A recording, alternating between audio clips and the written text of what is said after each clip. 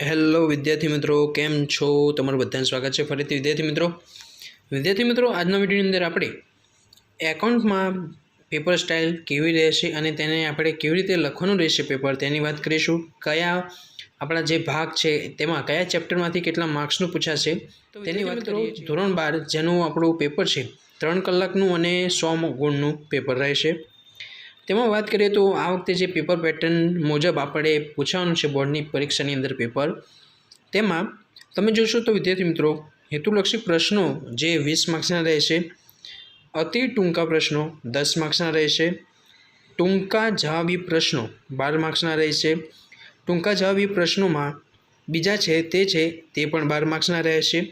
લાંબા પ્રશ્નો જે કુલ ટોટલ 46 માર્ક્સના, આમ કુલ ગુણ આપણા 100 માર્ક્સનું આપણું પેપર રહેવાનું છે. હવે વાત કરીએ પ્રકરણ વાઇઝ, એટલે કે કયા આપણા ચેપ્ટરની અંદર કેટલા માર્ક્સનું પૂછાશે. તો ભાગીદારી વિષય પ્રવેશ જે આપણું પહેલું ચેપ્ટર છે ભાગ 1નું, તેની અંદર વિદ્યાર્થી મિત્રો 5 માર્ક્સનું પૂછાશે. બરાબર વિદ્યાર્થી મિત્રો, વાત કરીએ હવે બીજું જે આપણું ચેપ્ટર છે ભાગીદારી પેઢીના વાર્ષિક હિસાબો, તે વિદ્યાર્થી મિત્રો આપણું 11 માર્ક્સનું ચેપ્ટર રહેવાનું છે. પાઘડીનું મૂલ્યાંકન, બરાબર વિદ્યાર્થી મિત્રો, જે 7 માર્ક્સનું છે. ભાગીદારીનું પુનર્ગઠન 6 માર્ક્સનું તે આપણું ચેપ્ટર રહેવાનું છે. ભાગીદારીનો પ્રવેશ, બરાબર વિદ્યાર્થી મિત્રો, જે આપણું 10 માર્ક્સનું ચેપ્ટર રહેવાનું છે. જો વિદ્યાર્થી મિત્રો તમે જોશો તો આપણે કેવી રીતે તૈયારી કરવાની તેની પણ માહિતી આજના વિડીયોની અંદર હું તમને આપવાનો છું, અને તે પેપર પણ આપણે જોઈશું કે કેવી રીતે આપણે બોર્ડની પરીક્ષાની અંદર આપણા હાથમાં તે પેપર કેવી રીતે આવશે તે પણ આજના વિડીયોની અંદર આપણે જોઈશું. ભાગીદારીની નિવૃત્તિ અને મૃત્યુ, તે પણ ચેપ્ટર આપણું 10 માર્ક્સનું રહેશે. ભાગીદારી પેઢીનું વિસર્જન જે 7 માર્ક્સનું ચેપ્ટર રહેશે. આ તો ભાગ 1 જેની અંદર આટલા ચેપ્ટર આપણને આ માર્ક્સ પ્રમાણે પૂછાશે. તો ભાગ 1માં વાત કરીએ તો સૌથી ઓછા માર્ક્સવાળું ચેપ્ટર કયું છે? તો પહેલું જ જે ચેપ્ટર છે આપણું થિયરીનું છે, બરાબર, તે આપણું 5 માર્ક્સનું ચેપ્ટર રહેશે. જેની અંદરથી મિત્રો ખાસ કરીને કહીએ તો તમને આની અંદરથી વિકલ્પો અને સવાલ જવાબો તમને 5 માર્ક્સમાં પૂછાશે. વાત કરીએ બીજું ચેપ્ટર છે પેઢીના વાર્ષિક હિસાબો, 11 માર્ક્સ છે, બરાબર. તો વિદ્યાર્થી મિત્રો આપણને બધાને ખબર છે કે પેઢીના વાર્ષિક હિસાબોની અંદર આપણને દાખલા પૂછાય છે, એટલે તમને એક દાખલો પૂછાશે તે આપણને ખબર છે. હવે વાત કરીએ આપણે ભાગ 2ની. આમ આપણે બધા વિષયનું બધા જે આપણા છે ચેપ્ટર તેની વાત કરીશું. સૌથી પહેલાં ભાગ 2ની વાત કરી લઈએ. શેરમૂડીના હિસાબો 10 માર્ક્સનું આપણું ચેપ્ટર રહેશે. ડિબેન્ચરના હિસાબો 5 માર્ક્સનું આપણું ચેપ્ટર રહેશે. કંપનીના વાર્ષિક હિસાબો 11 માર્ક્સનું. જો વિદ્યાર્થી મિત્રો તમે જોશો તો ભાગ 1 અને ભાગ 2 બંનેમાં તમને 11 માર્ક્સનો એક દાખલો તો પૂછાય છે જ. માટે તમારે તૈયારી કરવાની રહેશે બંને ચેપ્ટરની. ચેપ્ટરનું નામ છે ભાગીદારી પેઢીના વાર્ષિક હિસાબો અને કંપનીના વાર્ષિક હિસાબો. નાણાકીય પત્રકોનું વિશ્લેષણ જે આપણું મિત્રો 6 માર્ક્સનું ચેપ્ટર રહેશે. ત્યારબાદ વાત કરીએ તો હિસાબી ગુણોત્તર અને વિશ્લેષણ આપણું 8 માર્ક્સનું ચેપ્ટર છે.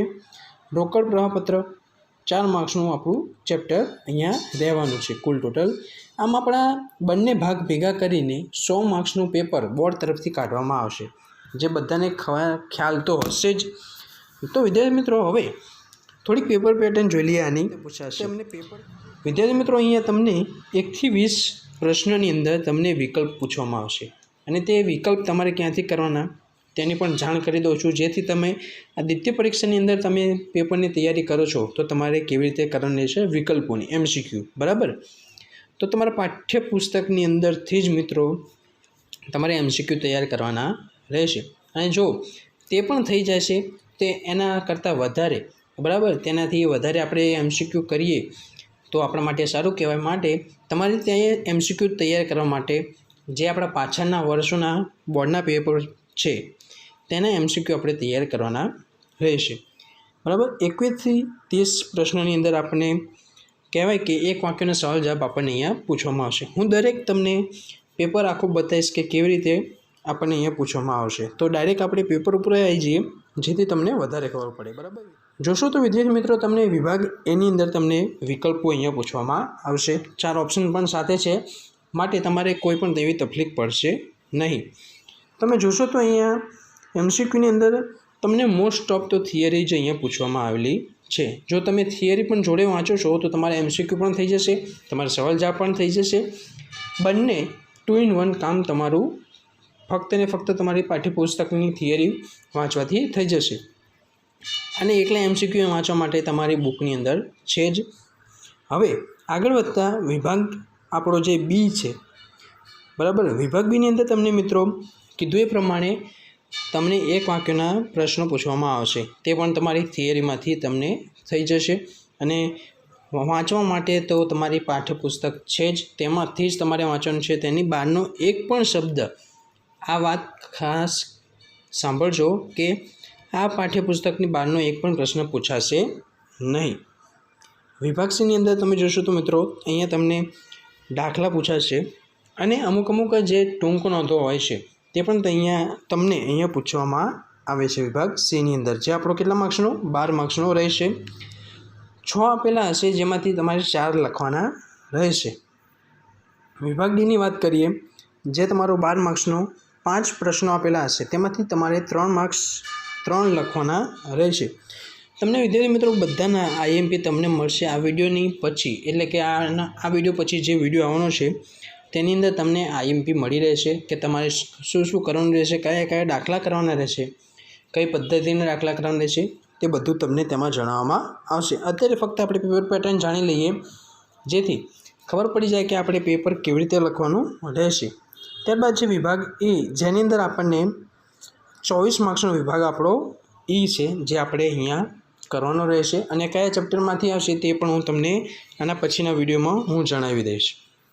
ત્યારબાદ છે વિભાગ આપણો F. તો વિભાગ Fની અંદર આપણને બધાને ખબર છે તે પ્રમાણે વિદ્યાર્થી મિત્રો અહીંયા આવશે વાર્ષિક હિસાબો. તમારે વાર્ષિક હિસાબ અહીંયા સોલ્વ કરવાના રહેશે. 2 વાર્ષિક હિસાબ આવશે એટલે કે 22 માર્ક, એકના 11 માર્ક્સ રહેશે. 2 વાર્ષિક હિસાબ તમારે અહીંયા તૈયાર કરવાના રહેશે. હવે વિદ્યાર્થી મિત્રો તમને વિડીયોમાં જો કંઈ પણ ક્વેરી રહી હોય તો વિડીયોની નીચે કોમેન્ટ બોક્સ છે તેની અંદર તમે કોમેન્ટ કરજો, તમારી ક્વેરીનું સોલ્યુશન કરીશું. અને વિદ્યાર્થી મિત્રો તમારા મિત્રો સુધી આ વિડીયોને શેર કરજો જેથી તેઓ પણ તૈયારીના સમયે ફક્ત વિડીયો જોઈ લે અને એમની તૈયારીઓ ચાલુ કરી દે. કારણ કે હવે આપણા બોર્ડની પરીક્ષાને ખૂબ ટૂંકો ટાઈમ રહેવાનો છે. બરાબર વિદ્યાર્થી મિત્રો, તો ચાલો બાય, જય હિન્દ. વિડીયોને તમે લાઇક કરતા રહેજો જેથી અમને પણ પ્રોત્સાહન મળે અને અમે પણ તમારા માટે આવી રીતના વિડીયો બનાવતા રહીએ. તો ચાલો વિદ્યાર્થી મિત્રો, બાય, જય હિન્દ.